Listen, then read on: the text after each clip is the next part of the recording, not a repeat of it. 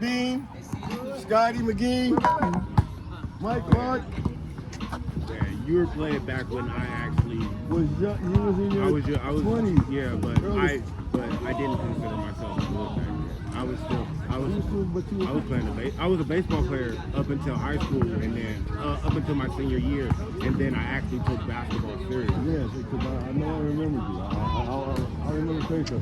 We used to go crazy in the fucking gym. Yeah, We used to go buck wild, a lot of commercials and a lot of auditions. Yeah. And then we come out here with Brian McKnight and yeah.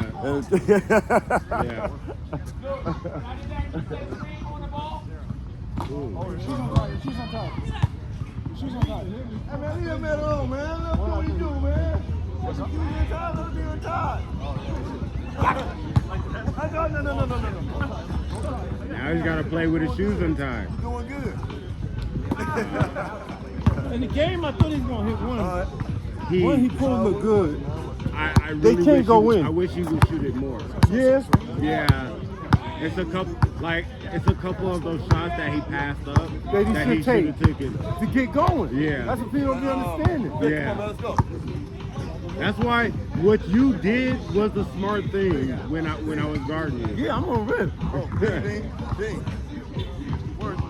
What is that? Oh, there we go. There it is.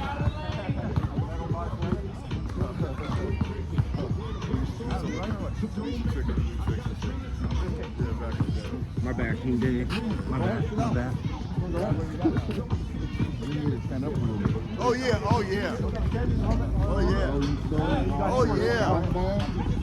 I see this.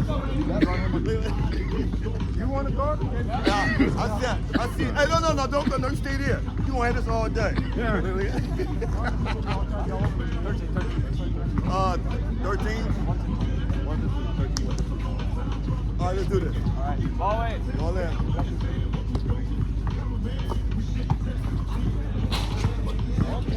I told you. This gonna be all in. This gonna be all. Don't move.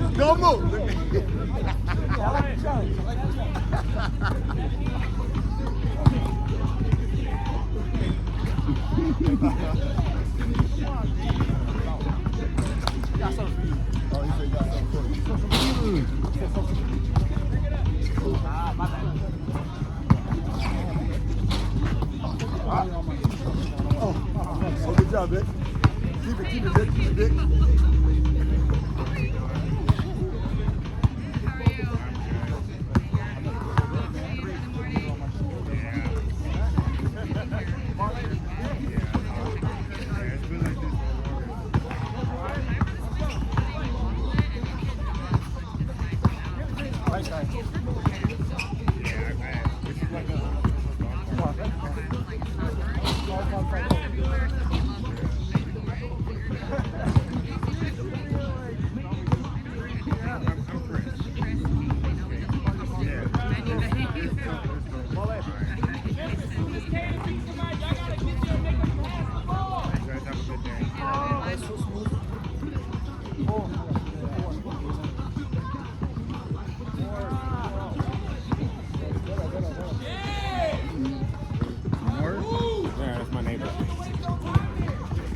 Go back. Good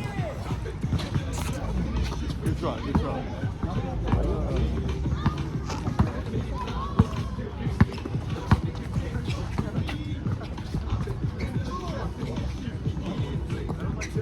Oh, good shot.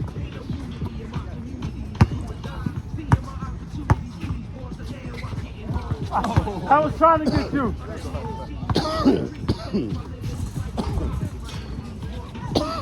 Come on, V. Allez. Right.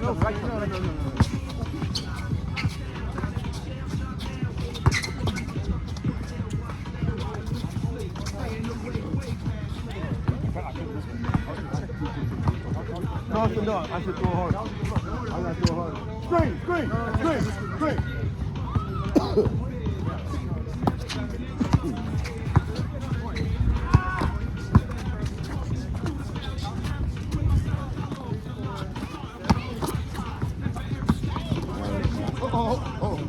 That was not a good pass. You should have faked the pass. All right, let's go. And then a day special. Whew. Off the basketball. Dang, you can do it to me when you with them people.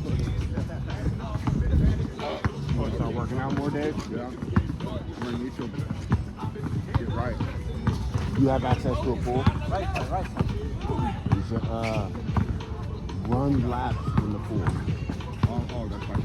Just like on the shallow end, just go back and forth, run laps on the pool. I need to, man. And if you can, maybe some weights or some water weights that help with resistance in the pool and stuff. It's all gonna be good for like your knees, joints, and back and shit like that because it's less. It's like gravity. It's like gravity training. Like you'll still have the resistance, but you won't have the impact on your bones, on your knees and your joints.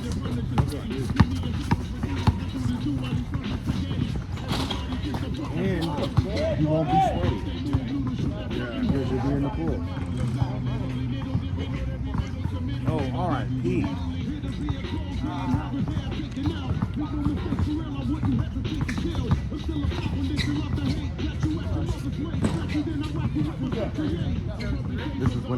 This is before I knew who Fat Joe was, but I only like Big Son. It'd be hard not to shoot when I see you. Glass wide open tonight. Yeah, I feel like You know what I'm saying? Fat Joe. No, he definitely went too early, but I feel like Fat Joe has something to do with it. Because he definitely wouldn't have got popular in Big Son. But I guess you could say that about anybody. Like if Biggie and Tupac were still alive, maybe Jay-Z wouldn't be the runner of that jam or something like that. Nope. They'll be blocking Biggie right now. Or Jay-Z, definitely he wouldn't be considered the greatest rapper of all. I do think eventually Biggie will be taken over as the greatest rapper alive. Because I thought, after going back and listening to all the tracks back then, bar for bar, Biggie was a better rapper. We already know that. Yeah, compared to Tupac. Pac was more of a But he lyric. didn't have the body of that Tupac did. Pac had that lyricism. Yeah, but Tupac was, I will say, Tupac was multifaceted in his music, and I'm just strictly talking music, not the poetry, not Let my man know that just, he was multifaceted. He can give you that gangster shit. He can give you some thoughtful shit. He was basically like, he can give you anything and everything. He was a true artist. Like he's the first person. If it wasn't for the '90s being still kind of racist, I wouldn't consider him a rapper. He would have been more like Tribe Called Quest or like Egypt style or something. Yeah, like if he had, like, it's one of those things, you know how they say if players from yesterday had today's knowledge, they'd be way better. It's the same, like. So like bar for bar, this guy, I think he kind of took both of them. Like maybe not as an artist, Big bar to bar. I was just, how we even got on this is, we wouldn't know who fucking we wouldn't know who Fat Joe was if it wasn't Big Pun. And it's like Big L for Cameron. Cameron wouldn't exist. If Big L didn't put it on. That's another person who's cut pretty short. Yeah, and he was, think about this, he was popular and he was strictly underground. Yeah. No, he didn't want major labels, he didn't want to be out there. I don't even think he actually wanted his shit on the radio. But they was playing it anyway. It was like, it was just undeniable. He was such a good storyteller too. Like just the bars were real quick. Like the casualties of the dice game. You know that song Ebonics. Yeah. It's like rhyming, explaining the slang. That's one of my favorite songs ever. That's what I miss about rap. Like the storytellers. Like when I'm gonna be honest. The best of best Snoop Dogg is when he's telling stories. Oh no, it came back? No, because I had to eat some watermelon. And I had 7-1. Lemons in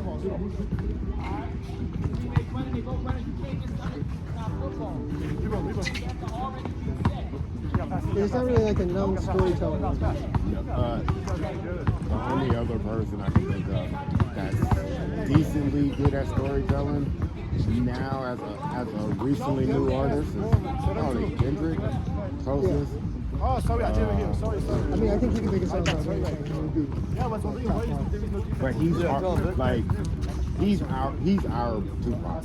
Like he'll give you that gangster shit, he'll give you that powerful shit, he'll tell you nigga, we ain't shit and you ain't shit. Like, that's what I like about Vince Staples, where he's like, I understand that this game is really like both the rap game and the street game. You know, it's like it's just gonna chew you up. you know what's bad? When I first heard about Nipsey, I wasn't necessarily a fan. Yeah. Because his early work was way too gangster for me. Yeah. But then I started listening to him when he started putting people on game, like talking about. That's all you, Vic. That's all you, Vic. Well, the business side of things Yeah. is way ahead of the curve. Like he's good. Like I had a friend who his favorite. It doesn't. Now that I think about it, it doesn't hold up now because of recent developments. But he said one of his favorite people in the music industry was Diddy because of the business side of it. And I was like, no, you're fucking right. Like you might not be keen on the music and how he does his music and how he does his music, but you can't deny that he's a No, he got me. Yeah, well, I just started watching that Vince McMahon documentary, and I would compare Vince McMahon to Diddy. It's like, if you're totally ruthless, but you have a vision, you can go places. You could go places and turn something that ain't worth shit into a $1 billion industry. Yeah. And like you have to respect that, whether you respect the person or not. That the business side of it or something. Yeah. I feel like it's sort of the Michael Jordan effect, Kobe inherited, where it's like you've got to be a horrible asshole to win. And it's like that's probably the easiest way. Yeah. Same as being a ruthless businessman with a vision, but it's not the only one. You know? Like if you listen to the last few interviews Kobe did before he passed, he said like when I was playing, I didn't have friends. He said he didn't have friends because he knew he would be a bad friend. Because he would always be at the gym. He wouldn't go to your birthday. I'm not going to your birthday party. I'm not drinking with you. I'm not doing none of that shit. I'm going to the gym. If you're a good friend, you'll be rebounding from me. Type shit. Like, and I mean, in order to hit those kind of highs, you kind of have to. I think there's a balance of that. There is a balance. I think honestly, I think LeBron found that balance. Yeah. To be, but he's raw, also pure talent, genetics will play a role. Yeah. Not that he's immensely skilled, obviously. You know. In all facets, like he doesn't have a gap. He's like one of the best passers ever. Can handle the ball. It's one of those things like. Come on. Oh, yeah. You turn that other hand the other way. Yeah, just the other way around. That way it won't. There you go. It's one of those things like how you get 40 grand and don't have a jump shot till like the back end of your career. Yeah.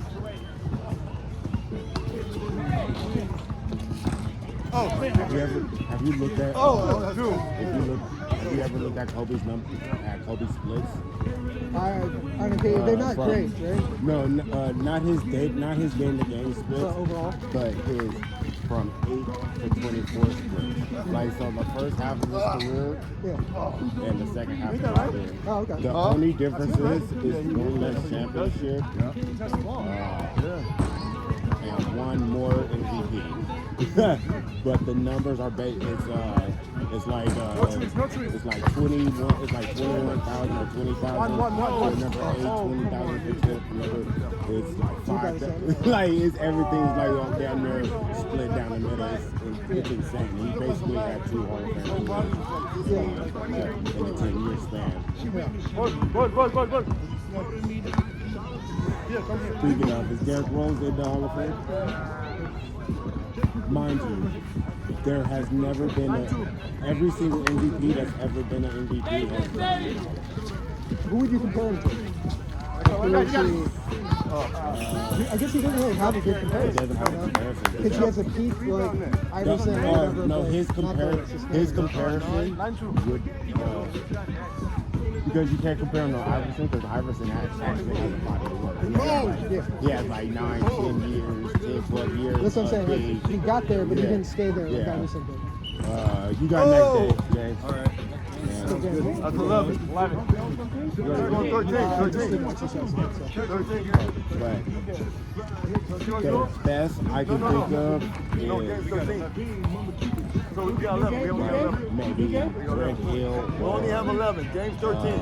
Penny Hardaway. 2 more Maybe buckets. that Hardaway might be good. They don't have MVPs. Just to let you know, Penny Hardaway is up for Hall of Fame this year. So we'll know. He deserves it, yeah. Yeah. So that'll be the litmus test. If Penny gets in, they're going to Penny. For sure. I I wouldn't have a problem with it. I mean, I wouldn't have a problem either. he was amazing. Yeah, for those 4 years, I looked at it. Yeah, he was just like another world player. Yeah. And he has had a really long, effective career. He's had a long career. He's just like, I think he's like at 15,000 points. And, he's not like the career accolades that get you in, like being in the top. Like Melo's getting in. He ain't never sniffed the championship. He ain't never got close to that. He ain't even gotten close to an MVP. Yeah. Like I think the highest he ever finished was maybe 3rd, and that was probably New York Melo. Yeah, he's a tough call because I mean, in his prime, he anywhere inside the 3 Ain't he's scoring. nobody a better scorer than him. I honestly, I would take him over Kevin Durant. Because you wanna know why? Because prime Melo's gonna beat you up. Kevin Durant's just shooting up. That defender is going at the end of by the 4th quarter. Whoever's guarding Melo is gonna be dead tired. I just see more of a complete game with Durant. Yeah, no, Durant is much a better scorer. No, prime Melo played defense. He did? Yeah, like Nuggets Melo. I never really watched much of him. I just saw he had. more than that. It's because he had Keenan Martin on his team and Marcus Camby. So they weren't. But he didn't count back then. They held him accountable on defense. Yeah. So he was going to play. It was that New York Melo that everybody is like, oh, he's not playing defense. Well, and that's because he was 90% of their offense. I get that. Like, I watched the Rockets when Harden was there. It's like he's doing the whole. He's running the whole. He's the whole offense. So he's 99%. maybe he could have stopped some of his blow-bys, but his post defense was actually legit. It was just the in space on ball. It's the team defense and perimeter defense. Yeah. But he wasn't going to let somebody. James Harden wasn't going to let somebody like bully him in the paint. Yeah. Like people checking. It was actually kind of funny. Like if you look at the stats, he was like, no, and he's actually pretty good though. And people, it's funny. People forget that the year before he went to Houston on those OKC team, he was the one coming off the bench, giving them 20 and locking down defensively. He definitely can't. He just didn't. That was the biggest mistake the OKC did ever did. Ibaka over Harden? Like, you serious? Yeah, are you serious? I would have paid him more just to come off the bench and keep doing what he did. Although I think they got a little robbed in that series versus Miami. The first 2 games, I thought were kind of questionable. Like, especially then, like, Durant clearly got fouled by LeBron. Yeah. So, like, no, play on. Yeah. And that turned it into, like, a very lopsided series. Like, they definitely weren't ready. Don't get me wrong. But I think it could have been, like, a 6-7 game series pretty easily. It definitely, but that tells you how much moments can swing a game. I don't necessarily believe in momentum shifts. Yeah. But I do believe in turning points in games. Because especially when you got young guys and everybody knows Russell Westbrook, he was the best player on that team. Yeah. third best player. Although Harden was unproven. Yeah. Yeah, like everyone was like, oh, he's not going to do anything in Houston. It was like, game one, you're like, oh yeah, he's not going to do anything. As he dropped like, it was like 40. I'm gonna be honest. I wasn't expecting James Harden to that do game? what he did. I think that would have been a big game. And I was like, this guy's special. Guys, last game for me. No, I believe he was special. Yeah. I just didn't think Couldn't he he be was the going center? to be. Yeah. He was going to. Not even that. I knew he could be the best on the team. More like, more just But go up and shoot. 36, 10, and 10 or something like that. 36, 10, and 9 or something. It's like nuts. Something stupid like that. Yeah. Like, yeah, he was like 30. I'm thinking I think like 30. He was definitely over 30. And that was the first year. Yeah. Like, We're like, oh, we got to build around this, maximize this. That's